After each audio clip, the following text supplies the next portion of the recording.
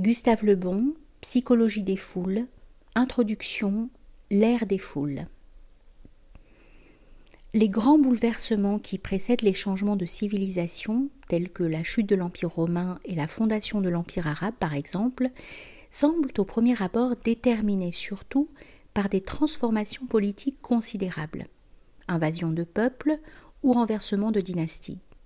Mais une étude plus attentive de ces événements montre que derrière leur cause apparente se trouve le plus souvent, comme cause réelle, une modification profonde dans les idées des peuples. Les véritables bouleversements historiques ne sont pas ceux qui nous étonnent par leur grandeur et leur violence. Les seuls changements importants, ceux d'où le renouvellement des civilisations découle, s'opèrent dans les idées, les conceptions et les croyances.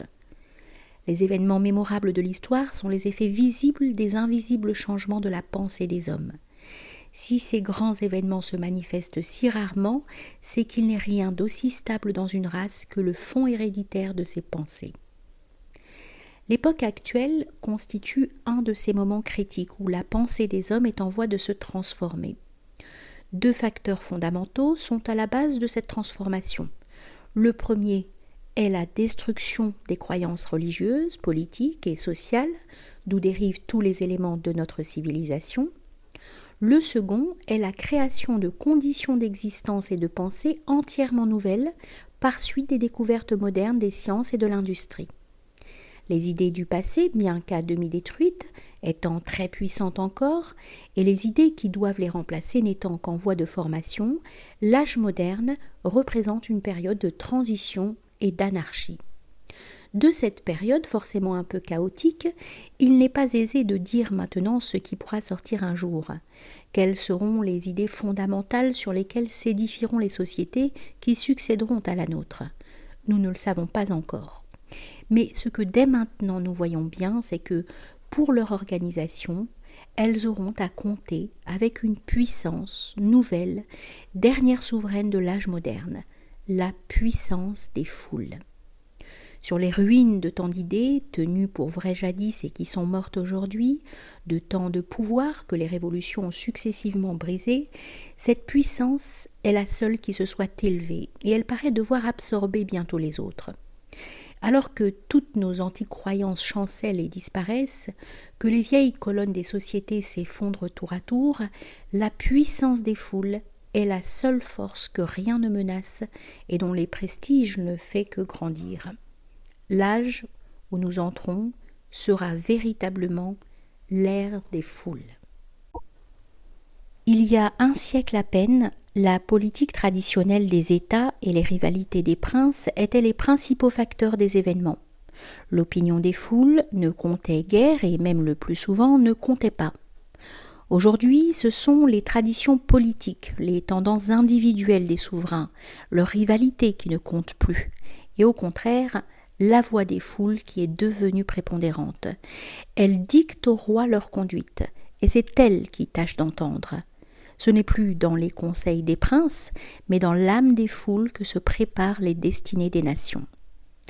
L'avènement des classes populaires à la vie politique, c'est-à-dire en réalité leur transformation progressive en classe dirigeante, est une des caractéristiques les plus saillantes de notre époque de transition. Ce n'est pas en réalité par le suffrage universel, si peu influent pendant longtemps et d'une direction d'abord si facile que cet avènement a été marqué.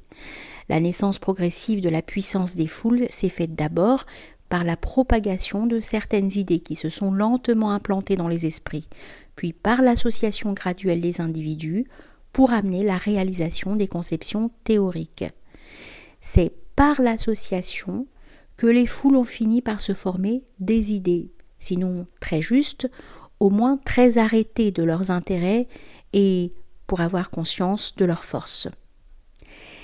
Elles fondent des syndicats devant lesquels tous les pouvoirs capitulent tour à tour, des bourses du travail qui, en dépit de toutes les lois économiques, tendent à régir les conditions du labeur et du salaire. Elles envoient dans les assemblées gouvernementales des représentants dépouillés de toute initiative, de toute indépendance, et réduits le plus souvent à n'être que les porte-paroles des comités qu'ils ont choisis.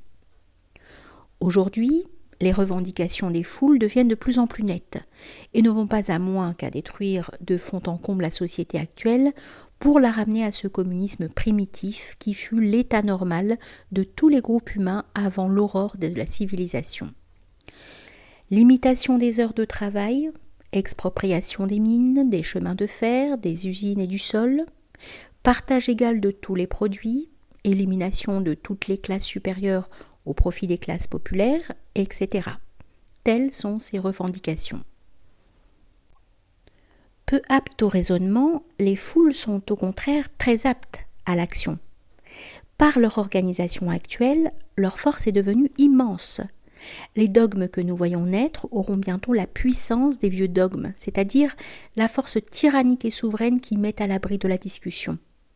Le droit divin des foules va remplacer le droit divin des rois. Les écrivains en faveur auprès de notre bourgeoisie actuelle, ceux qui représentent le mieux ses idées un peu étroites, ses vues un peu courtes, son scepticisme un peu sommaire, son égoïsme parfois un peu excessif, s'affolent tout à fait devant le pouvoir nouveau qu'ils voient grandir. Et pour combattre le désordre des esprits, ils adressent des appels désespérés aux forces morales de l'Église, tant dédaignées par eux jadis. Ils nous parlent de la banqueroute de la science, et revenu tout pénitent de Rome, nous rappellent aux enseignements des vérités révélées. Mais ces nouveaux convertis oublient qu'il est trop tard. Si vraiment la grâce les a touchés, elle ne saurait avoir le même pouvoir sur des âmes peu soucieuses des préoccupations qui assiègent ces récents dévots. Les foules ne veulent plus aujourd'hui des dieux dont eux-mêmes ne voulaient pas hier et qu'ils ont contribué à briser. Il n'est pas de puissance divine ou humaine qui puisse obliger les fleuves à remonter vers leur source. La science n'a fait aucune banqueroute et n'est pour rien dans l'anarchie actuelle des esprits, ni dans la puissance nouvelle qui grandit au milieu de cette anarchie. Elle nous a promis la vérité, ou au moins la connaissance des relations que notre intelligence peut saisir. Elle ne nous a jamais promis ni la paix ni le bonheur. Souverainement indifférente à nos sentiments, elle n'entend pas nos lamentations. C'est à nous de tâcher de vivre avec, puisqu'elle ne pourrait ramener les illusions qu'elle a fait fuir. D'universels symptômes, visibles chez toutes les nations, nous montrent l'accroissement rapide de la puissance des foules et ne nous permettent pas de supposer que cette puissance doive cesser bientôt de grandir. Quoi qu'elle nous apporte, nous devrons le subir. Toute dissertation contre elle ne représente que vaines paroles.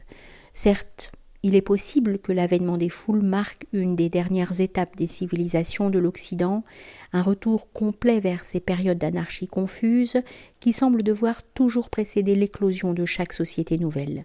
Mais comment l'empêcherions-nous ?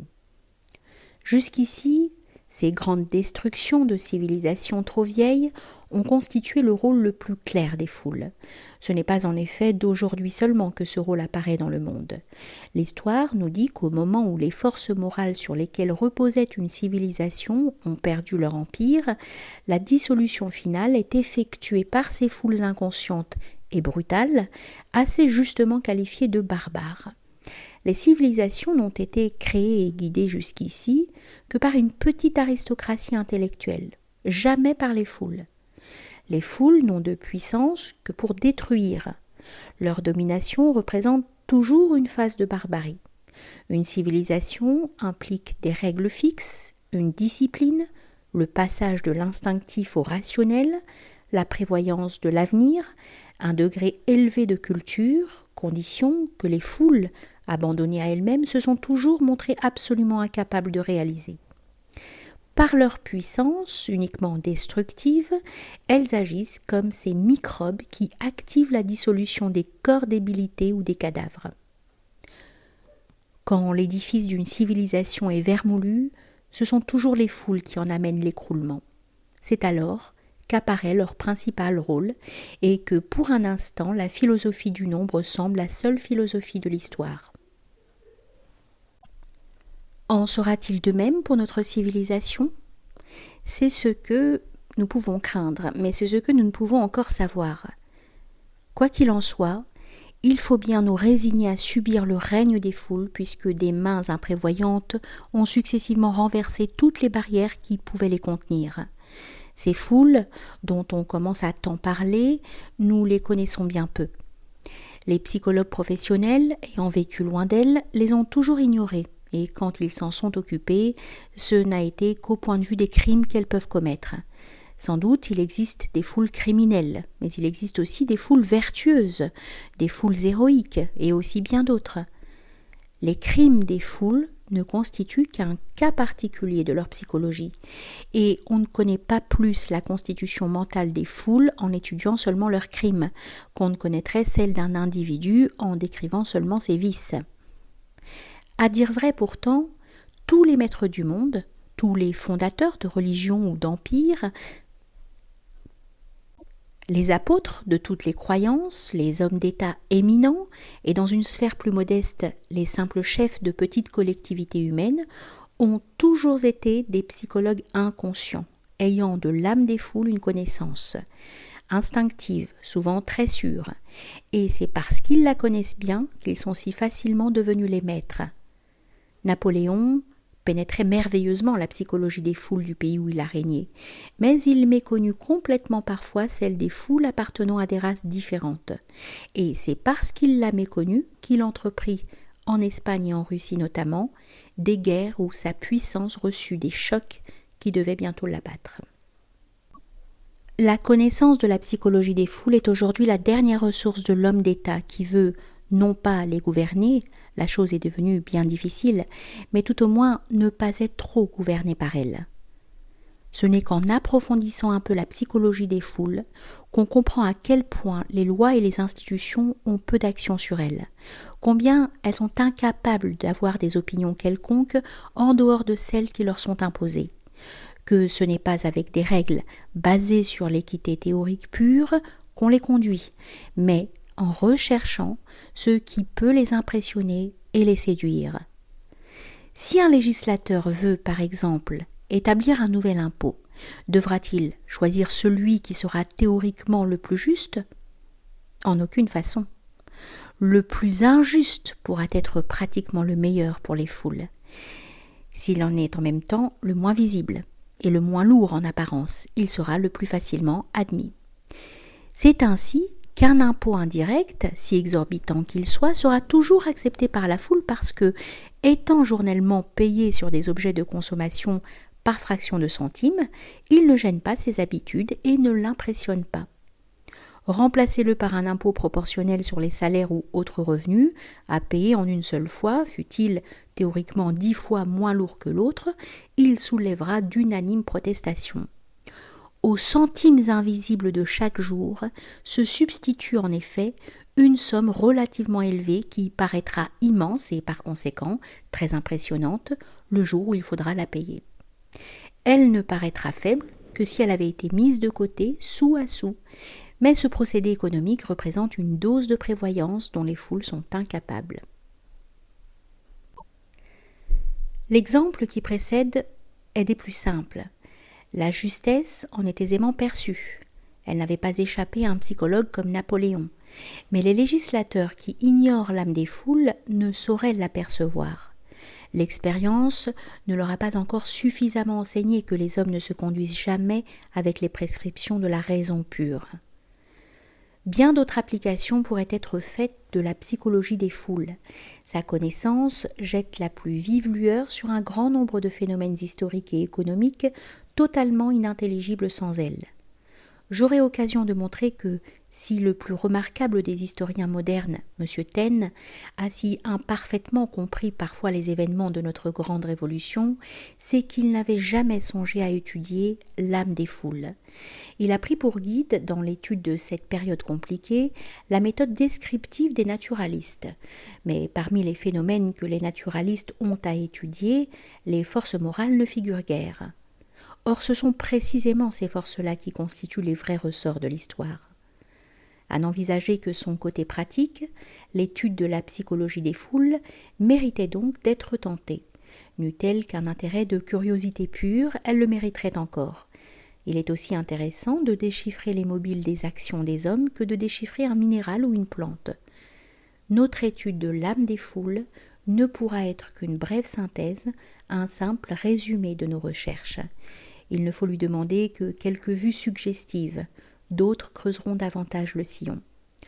Nous ne faisons aujourd'hui que le tracer sur un terrain bien vierge encore.